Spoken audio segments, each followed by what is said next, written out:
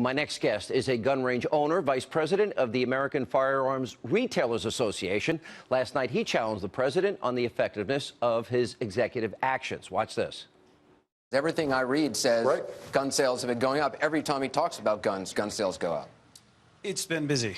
And certainly I think that shows, as Taya said earlier, that there's a very serious concern in this country about personal security. My question is around the executive order related to the investigators, the inspectors, the adding of 200 inspectors who are more on the auditing and record-keeping side.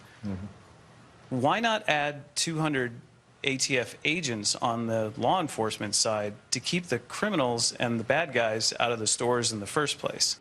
All right, Chris Jacob joins us now. You know, Chris, since Obama's been president, both Smith & Wesson, the #1 gun dealer in the country, manufacturer, and Ruger, their stocks are up over 900%. Is that a realistic fear, do you think, people have? I do think the fear is real. I think that individual concerns about personal security are very real. I see it every day in my store, the 53,000 federally licensed dealers in the U.S. We talk to a great number of them through the American Firearms Retailers Network.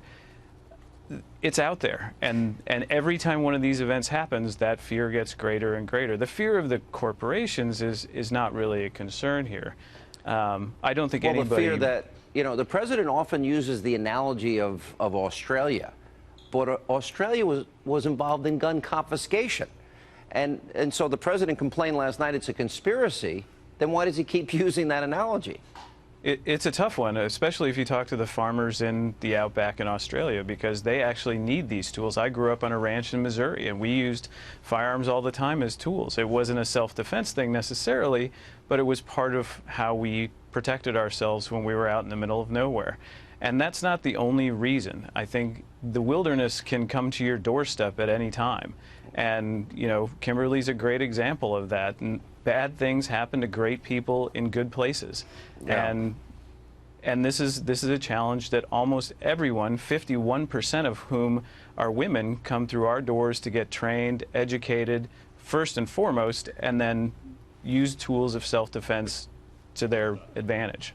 All right, Chris Jacobs, thank you so much for sharing your story and confronting the president last night. We appreciate it.